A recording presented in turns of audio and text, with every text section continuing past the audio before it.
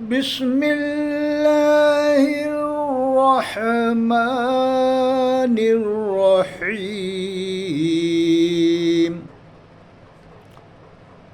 قرآن میں اللہ نے فرمایا فَإِن تَنَازَعْتُمْ فِي شَيْءٍ فَرُدُّوهُ إِلَى اللَّهِ وَالرَّسُولِ، اگر تمہارے اندر کسی معاملے میں تنازع ہو جائے تو اللہ نے فرمایا پلٹو اللہ کی طرف، اس کے رسول کی طرف۔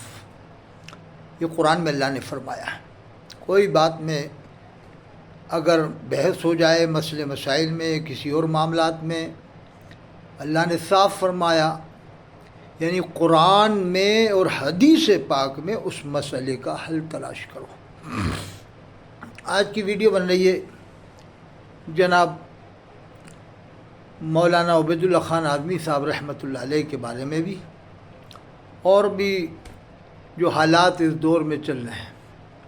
میں دیکھ رہا ہوں کہ مسلسل ایک انقلابی خطیب، اگر یہ کہا جائے کہ ہندوستان میں ان جیسا خطیب موجودہ دور میں تو نہیں ہے ابھی کوئی، بلکہ آل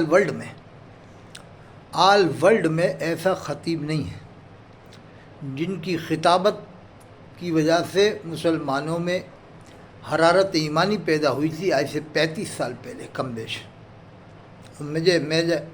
میں اپنی بات بتا رہا ہوں، میں بھوپال میں جب پڑھتا تھا، تاج المساجد بھوپال میں، جو ندوۃ العلماء کی شاخ ہے، اور میں ایک جگہ امامت کرتا تھا بھوپال میں، ایک ہل پہاڑی ہے، وہاں امامت کرتا تھا۔ تو وہاں ایک صاحب کے پاس 15-20 منٹ کی تقریر حضرت مولانا عبید اللہ خان اعظمی صاحب کی کیسٹ میں تھی۔ وہ مسجد کے قریب میں ہی رہتے تھے، شفیع صاحب نام تھا غالباً ان کا۔ تو جب میں نے حضرت مولانا عبید اللہ خان اعظمی صاحب کی سن 92 میں قریب یا 91 میں اس کے آس پاس تقریر سنی تھی، کیسٹ میں سنی تھی، تو مجھے بھی جوش آ گیا تھا۔ 15-20 منٹ کی تھی، لیکن اس کو سننے میں ہی جوش پیدا ہو گیا تھا۔ تو جو لوگ اسٹیج سے تقریر سنتے ہوں گے، ان کے جوش جذبات کا کیا عالم ہوتا ہوگا۔ یہ عالم تھا حضرت کی تقریر کا کہ 200 کلومیٹر دور سے، 150 کلومیٹر دور سے لوگ جن کی تقریر سننے جائیں کم بیش، اور جس جگہ تقریر ہو جائے تو مجمع کا دیکھنے کے لائق مجمع ہوتا ہے۔ ایسی تقریریں حضرت کی ہوئیں، پھر ان پر یہ چھینٹا کسی بلیوی صاحب یہ کر رہے ہیں کہ مجمع کیا تمہاری وجہ سے آتا تھا۔ حقیقت تو یہ ہے کہ حضرت کے نام پر بھی مجمع ہوا ہے، ایسی بات نہیں ہے۔ دیکھو جتنی بھی ہستیاں گزری ہیں دنیا میں، ایک سے ایک عالم ہوئے ہیں، ان کے نام پر بھی پبلک آئی، لیکن ایک دور ایسا تھا کہ خطیب الہند حضرت مولانا عبید اللہ خان اعظمی رحمۃ اللہ علیہ جب تقریر فرماتے تھے تو مجمع ان کے نام پر ہی جاتا تھا۔ یہ دور تھا۔ میں نے ان کی تقریر بھیونڈی میں سنی ہے، بھیونڈی میں سنی تھی، لیکن جب ان کا وہ دور اتنا نہیں تھا جیسا پہلے 30 سال پہلے کا دور تھا۔ یہ بھیونڈی میں نے سنی، غالباً 15 سال پرانی ہے کم بیش، 15 یا 16 کے قریب۔ لیکن جو دور تھا ان کا 30-35 سال پہلے، وہ تو ایک انقلابی دور تھا۔ حضرت مولانا عبید اللہ خان اعظمی رحمۃ اللہ علیہ سے کہتے ہیں کہ بریلوی علماء غیر صحابہ کو رضی اللہ عنہ کہتے ہیں، تو بریلوی علماء کی دلائل سے ہم زندوں کو بھی رحمۃ اللہ علیہ کہتے ہیں۔ یہ بریلوی علماء ہی سکھا رہے ہیں کہ جیسے وہ دلیل دیتے ہیں غیر صحابہ کو رضی اللہ عنہ کہہ سکتے ہیں، تو ہم بھی کہتے ہیں کہ زندوں کو رحمۃ اللہ علیہ بھی کہہ سکتے ہیں، جو دنیا میں موجود ہیں ان کو رحمۃ اللہ علیہ کہہ سکتے ہیں، جیسے حضرت مولانا ارشد مدنی صاحب رحمۃ اللہ علیہ، اور بھی جو دنیا میں موجود ہیں، مفتی تقی عثمانی صاحب رحمۃ اللہ علیہ، حضرت علامہ سید طاہر القادری صاحب رحمۃ اللہ علیہ۔ ان کو رحمۃ اللہ علیہ اس لیے کہیں کہ اللہ کی رحمت ان پر۔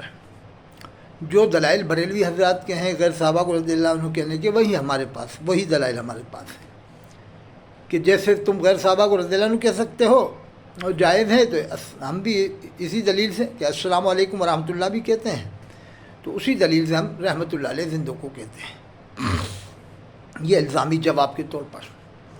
تو اتنا پیچھا نہ کرو کہ وہ کہیں ایسا نہ ہو کہ مفتی خلیل احمد صاحب کی طرح سے پھر وہ دیوبند کی طرف جائیں۔ جب زیادہ پیچھا کرو گے تو ایک دن کہہ دیں گے ہم تو ندوہ جا رہے ہیں، دیوبند جا رہے ہیں. جیسے مفتی خلیل احمد صاحب سہارنپوری، وہ بجنوری رحمۃ اللہ علیہ، وہ تشریف لے گئے تھے. جب پریشان کیا، ان کا بائیکاٹ کیا کہ تم دیوبند والوں کو کافر کہو کافر کہو. لاسٹ میٹنگ قاضی مسجد میں ہوئی، انہوں نے منع کر دیا کہ میں نہیں کہوں گا کافر دیوبند والوں کو. تو بریلوی علماء نے بائیکاٹ کر دیا، جس میں محدث کبیر آخری میٹنگ میں تھے، محدث کبیر مشاہد رضا خان صاحب، اظہری میں صاحب. جب انہوں نے قاضی مسجد بذائی میں بائیکاٹ کیا کہ تم سنی نہیں رہے، تو پھر وہ غصے کے اندر دیوبند تشریف لے گئے. دیوبند والوں نے ان کا استقبال کیا، جبکہ بریلوی جماعت کے سب سے بڑے عالم تھے اپنے وقت کے، اس دور کے. مفتی شریف الحق صاحب جیسے، جن سے بحث نہ کر سکیں. مفتی شریف الحق صاحب جیسے محدث کبیر، قانون شریعت جنہوں نے لکھی ہے، وہ بحث نہ کر سکے ان سے.